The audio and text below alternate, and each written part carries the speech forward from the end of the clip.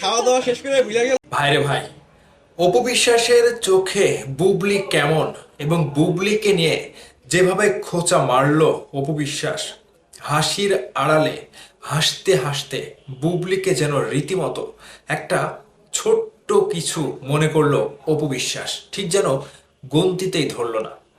অপু বিশ্বাস গতকালকে একটি পার্লার উদ্বোধন করতে যায় ছেলেকে সাথে নিয়ে।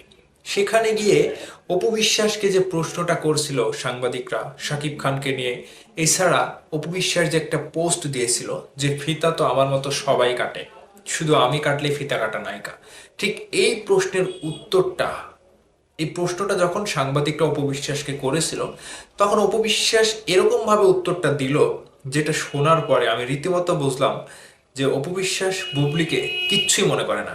অপু বিশ্বাসের কাছে বুবলি হচ্ছে একটা তুচ্ছ ব্যাপার।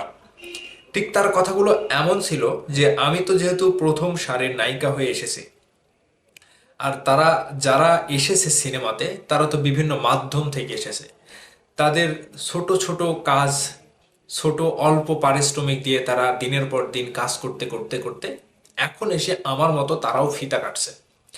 তারা ওই ধীরে ধীরে অল্প কয়েক টাকার মাধ্যমে কাটতে কাটতে এসে তারা এখন এসে অপু বিশ্বাসের মতোই ফিতা কাটছে। তো আমি ফিতা কাটলে এই ফিতা কাটা নায়িকা।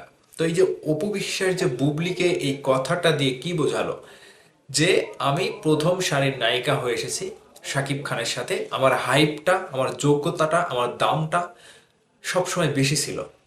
আর যারা এখন এসে কাটছে, অর্থাৎ বুবলিও তো বিভিন্ন প্রোগ্রামে যায়, কিংবা এদিক থেকে পরিমণি যাচ্ছে, আরো অনেক কয়জন যায়, ঠিক সেখানে অপু বিশ্বাস নিজেকে এমন উচ্চতায় রাখলো, এটা তাদেরকে ছোট করে দেখলো, বুবলিকে ছোট করে দেখলো, এবং রীতিমতো তিনি যে নিজের অবস্থানটা এমনই পরিষ্কার করলেন যে পরিষ্কার করতে গিয়েও তিনি আবারও বিতর্কের মুখে পড়ে গেলেন।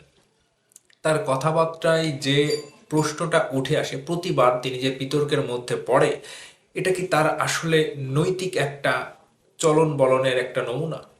ঠিক অপু বিশ্বাসের ভক্তরা যেটা এসে বলছে যে হ্যাঁ তিনি ঠিকই বলেছেন, কিন্তু এখানে তো অপু বিশ্বাস বারবার বলে যে সোশ্যাল মিডিয়াতে দেখি যে অনেকেই তো যাচ্ছে ফিতা কাটতে, আবার তিনি আবারও একটা কথা বলে, এক মুখে কয় রকম কথা বলে। আবার তিনি বলে যে আমি সোশ্যাল মিডিয়া দেখি না, ফলো করি না, কিন্তু এগুলো কেমন কথা? আজকে অপু বিশ্বাস একটা ড্রেস পরে ফিতা কাটতে যাচ্ছে, আবারও সেই অপু বিশ্বাস আরো বোরকা পরে মেলায় ঘুরতে যাচ্ছে। এখানে নিজের ক্যারেক্টার কিংবা নিজের অস্তিত্ব কিংবা নিজের মানে কি বলবো রূপ কয়টা?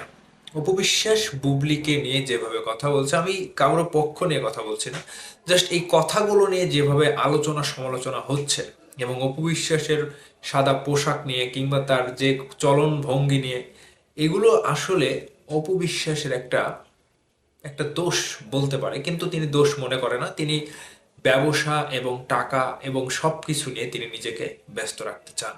ঠিক ব্যস্ততার মাঝে যখন সাংবাদিকরা এমন প্রশ্ন করে বসে, সেখানে অপু বিশ্বাস বুবলিকে তুচ্ছ মনে করলো, গন্তিতে ধরলো না, এক কথায় বুবলি তার কাছে কিচ্ছু না।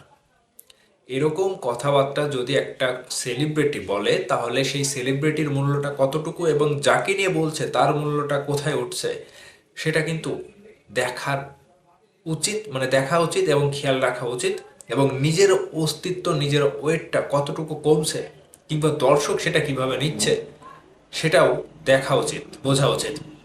কারণ একজন হেটার্স গিরি করবেন, একজনকে কটু কথা বলবেন, আপনার ভক্ত করবে ধীরে ধীরে ধীরে ধীরে লেস পাবে। আর একজনকে বড় মনের পরিচয় দিয়ে ভালোবাসা দিবেন, তাকে বড় ভাববেন, তাকে সম্মান দেবেন, সেই জায়গা থেকে অনেক দর্শক আবারও আপনাকে ভালোবাসতে শুরু করবে। তো বুবলিকে নিয়ে অপু বিশ্বাস যে কথাটি বলেছে যে তারা তো অল্প টাকা পারিশ্রমিক নিয়ে সিনেমা করেছে কিংবা ছোট ছোট কাজ করেছে, এখন আমার মতো তারাও ফিতা কাটছে, তারা আমার জায়গাতে এসেছে। তো এই যে খোঁচা মারাটা, এই খোঁচা মারাটা নিয়ে আপনাদের মতামত কমেন্ট বক্সে অবশ্যই কমেন্ট করে জানাবেন।